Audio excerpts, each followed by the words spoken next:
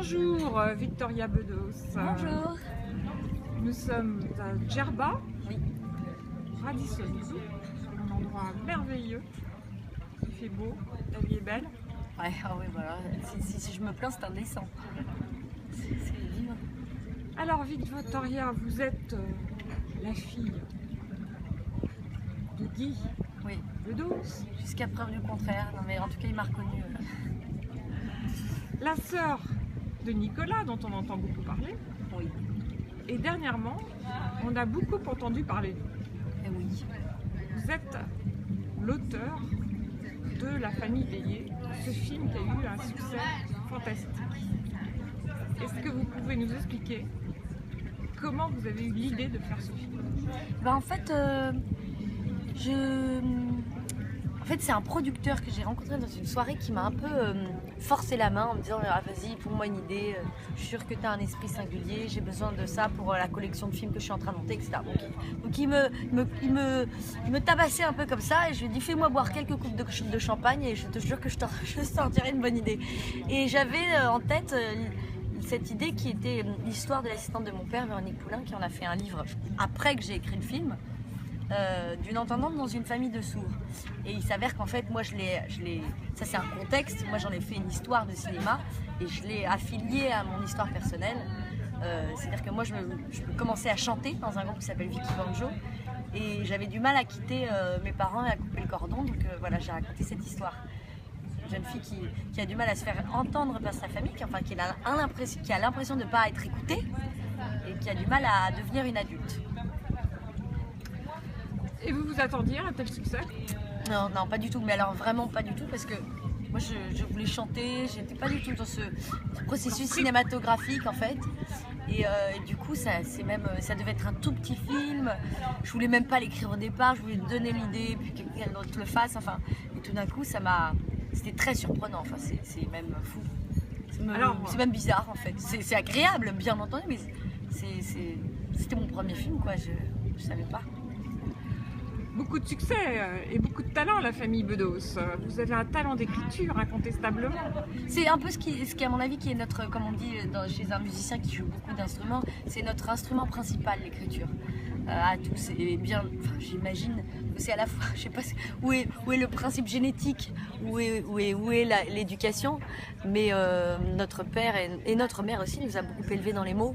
Comme mon père était souvent en tournée ou sur scène, on a correspondu ensemble. Il n'y avait pas les textos, il n'y avait pas le téléphone portable et du coup on se écrivait des lettres qu'on déposait devant la chambre de l'un et de l'autre et je pense que ça m'a un peu amené à l'écriture. Une belle école. Ouais. Alors aujourd'hui, votre projet, votre prochaine réalisation, quelle est-elle? Alors c'est un film aussi, mais qui mélange un peu tout justement, qui est dans lequel je joue cette fois le rôle principal, que j'ai coécrit avec Denis Imbert, qui réalise le film. Denis Imbert qui a co-réalisé Platane, la série avec Éric Judor, qui est un grand premier assistant, c'est son premier film.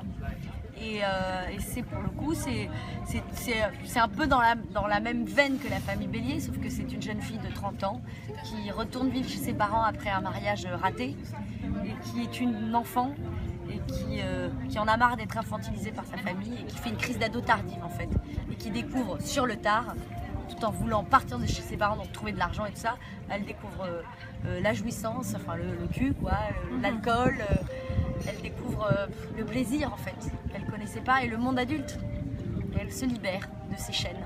C'est pas du tout autobiographique en l'occurrence. Il y a forcément, mais comme dans La famille Bélier, il y a un point autobiographique, mais c'est vrai que j'ai vu le premier montage il y a pas longtemps. Et c'est vraiment pas moi, c'est étrange hein, parce que c'est vraiment une petite fille quoi. Et la famille c'est pas ma famille.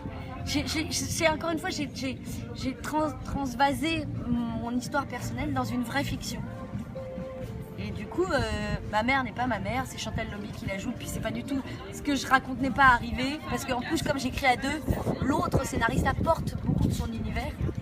Et c'est merveilleux parce que je transforme ma réalité en fiction et c'est très agréable. Pourquoi Chantal Lobby?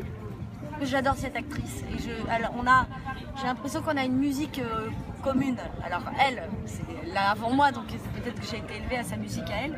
Mais elle l'a dit d'ailleurs, elle m'a dit, j'ai lu une interview d'elle où elle parlait de moi, elle disait que j'étais sa descendante un peu. On a un rapport à la transgression et à la féminité qui est assez proche. Et du coup j'avais envie qu'elle soit là. Qui d'autre dans le casting? François Berléand qui joue mon père, qui est génial aussi. Enfin, vraiment, je suis épatée par mes acteurs, quoi. Je les regardais jouer, parfois j'oubliais de jouer, j'étais comme ça. Je regardais jouer mon texte, et il y a mon acteur qui fait Vicky, c'est à toi de. Ah, pardon, excuse-moi, oui, tellement j'ai trouvé formidable. Et Jonathan Cohen qui joue mon frère. Pareil, c'est pas mon frère, c'est Jonathan Cohen, quoi. Il a apporté toute son énergie. Et il y a Benjamin Bellecourt qui joue l'ex-futur mari. Banjo, enfin Olivier Urvois de Kilomètre 2 qui est mon duo de scène, qui est là mon duo dans le film, qui joue Banjo.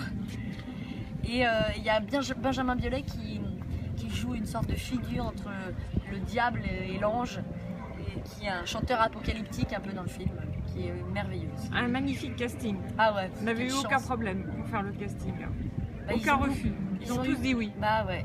Ils ont beaucoup aimé le texte pour le coup, parce qu'ils ne m'avaient jamais vu jouer, ils n'avaient jamais vu de réalisation de Denis, donc ils ont fait confiance. C'est ça qui est assez émouvant d'ailleurs, quand des acteurs de cette trempe font confiance. Et le film, donc, quand sortira-t-il? Normalement en janvier. C'est parce que là, il est en fin de montage, donc c'est en boîte depuis à peine un mois et demi. J'ai terminé de tourner il y a très peu de temps, et je crois que ça sera en janvier. Parce qu'on l'a tourné en janvier, c'est un conte de Noël, et pour moi, il faut que ça reste, ça soit une sortie au moment de Noël un peu. Donc la vie est belle. Pour le moment, ça va, je touche du bois. Ah merde, c'est de la céramique. Bah, je suis heureuse. Mais ça fait pas très longtemps que j'accède à une certaine forme de sérénité. La maturité des 30 ans. Ouais, peut-être. Et plus je vieillis, mieux je me porte, moi. Donc vivement 50, vivement ouais, 60. Mais vraiment. Non, n'allons pas trop vite. N'allons pas trop vite. 40 déjà, ce sera pas mal. Comment vous voyez à 50? Oh, je sais pas, j'ai du mal à me projeter dans l'avenir, c'est très étrange. Je me projette parce que comme je crée des personnages qui sont toujours plus jeunes, je pense que j'ai du mal à sortir de l'adolescence. Donc la projection 50, non déjà, j'essaye de me projeter dans une histoire de maternité. C'est pas facile. Je me dis 30 ans, il faut que ça commence à exister dans ma tête, avant que ça existe dans mon corps. 10 ans de réflexion. J'ai l'impression que j'ai pas le droit, L'organisme ne veut pas ça. Mais si je pouvais, j'attendrais 10 ans. Mais non, je pense que je devrais attendre 5 ans. Tout se programme pas dans la vie. Non, aussi bien qu'un film. Exactement. Merci beaucoup, Merci. Victoria Bedos. Merci à vous. À bientôt. À bientôt.